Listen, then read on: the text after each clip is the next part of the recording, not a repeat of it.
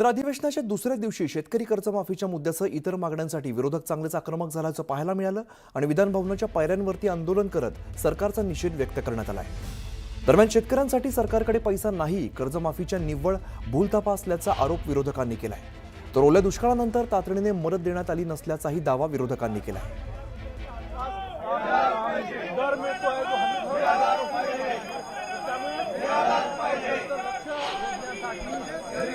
अशा पद्धतीचं शेतकऱ्यांना भूलथापा देण्याचं काम सरकार करते आहे। म्हणजे सरकारची तिजोरी ही खंडडात आहे, यांनी दिवाळ काढलेला आहे महाराष्ट्राचं आणि म्हणून हे तुटपुंजी जी काही व्यवस्था केली जाते ही मागच्या कर्जाची आहे, हे आत्ताचे 500 कोटी नाही आहे। त्यामुळे शेतकऱ्यांच्या बद्दल या सरकारच्या मनात काय नेमकं आहे, कोर्टाचा आदेश झाल्यानंतर हे पैसे देतात, स्वतःचं यांची काही मानसिकता नाही।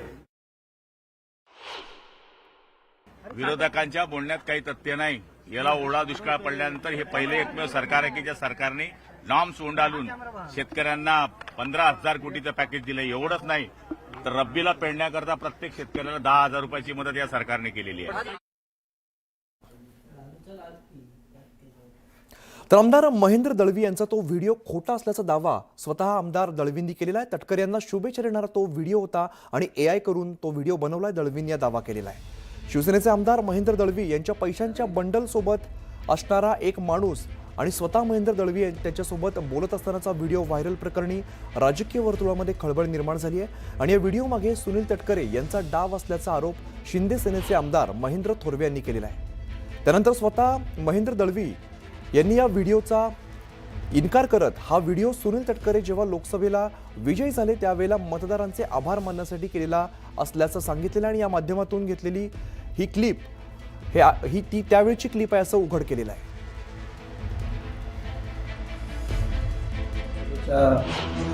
निकालानंतर खऱ्या अर्थाने रायगडच्या जनतेने मतरूपी आशीर्वाद जो आदरणीय तटकरे साहेबांना दिला त्याबद्दल रायगडच्या जनतेचे मनापासून आभार व्यक्त करतो। माझ्या विधानसभा मतदारसंघामध्ये अलिबाग, रोहा, मुरुड या जनतेने खऱ्या अर्थाने सर्वाधिक मताधिक्य दिलं।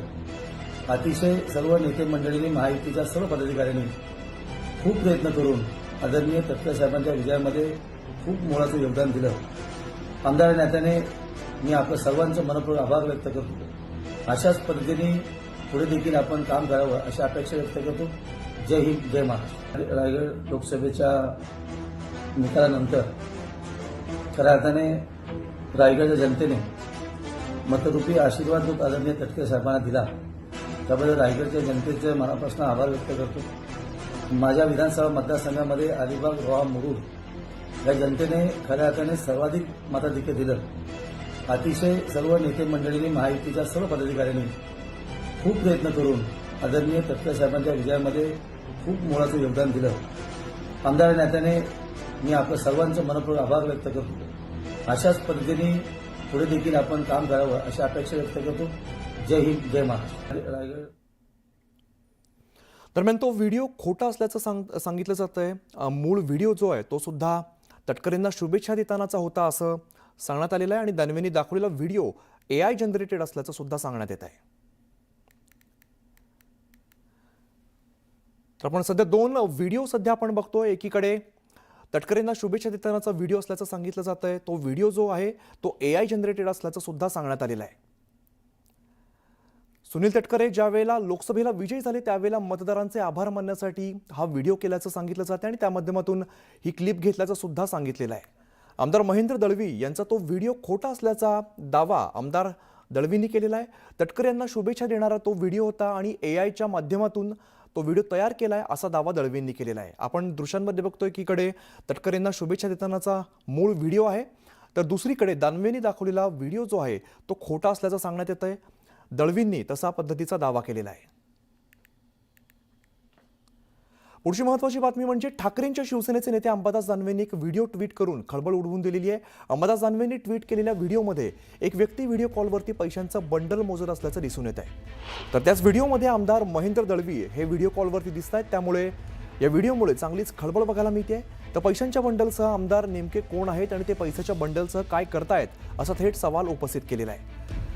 सरकारकडे फक्त शेतकरी कर्जमाफीला पैसा नाही, बाकी सगळं ओके आहे अशी खोचक टीका त्यांनी केली आहे.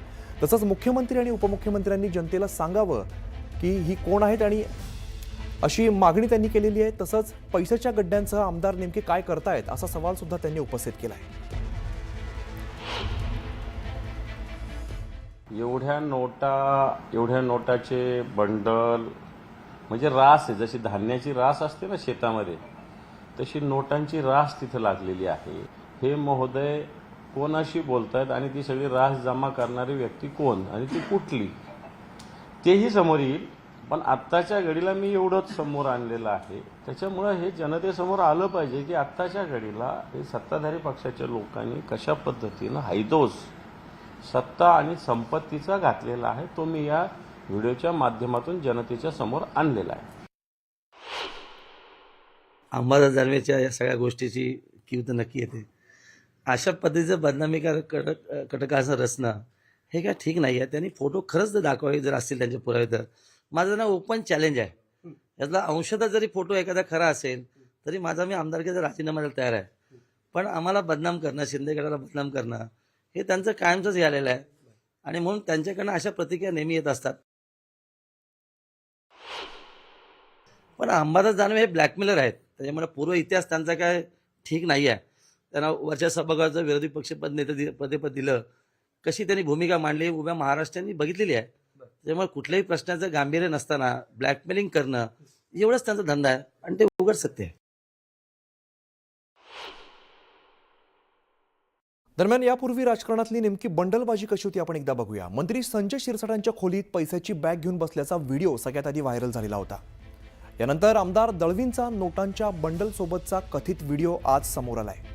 तर यापूर्वी आमदार निलेश राणेंनी प्रचारादरम्यान भाजप कार्यकर्त्यांच्या घरात पैसे पकडलेले होते.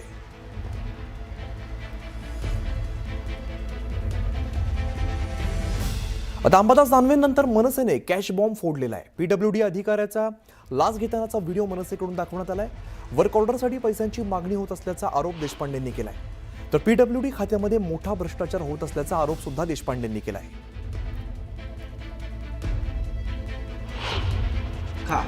जी पीडब्ल्यूडीची आहे सार्वजनिक बांधकाम खात्याची, त्यातला एक अभियंता, शाखा अभियंता सरळ एलओसी साठी पैसे घेताना कंत्राटदाराकडनं आपल्याला दिसतोय.